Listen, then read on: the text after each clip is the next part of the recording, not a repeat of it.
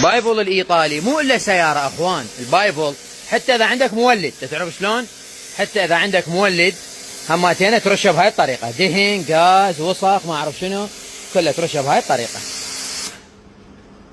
هذا البايبل الايطالي، يوريديت بايبل ميد ان ايطالي. ومثلا عندنا سياره هم نفس الشيء، شوف الاوساخ. هاي ناس رادت سياره بيضة، سياره بيضة، هاي سياره بيضة وهذا الوسخ اللي عليها.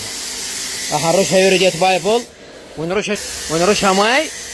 اول مره بايبل وبعدين ماي. ما نريد نسوي الفيديو احنا طويل عليكم. المهم بدون لمس. هسه هاي مو ترشها شامبو بعدين ترشها بس ماي، يعني ما تتعب نفسك. ست الباب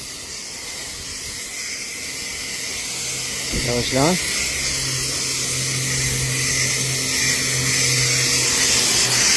حتى شامل اللوغات اما ترشها شامبو. افضل شامبو على مستوى العالم هو اليوريديت بايبل الايطالي.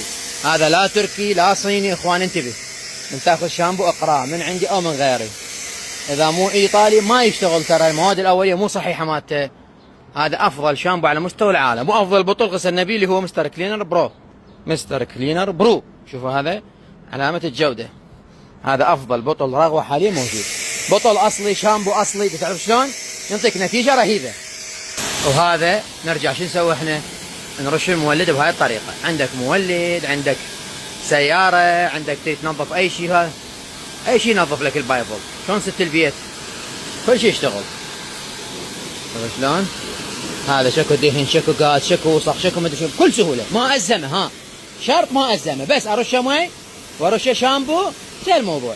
ما عندي شيء بي بعد. هذا مي وشامبو فقط، مي وشامبو فقط لا غير اخوان.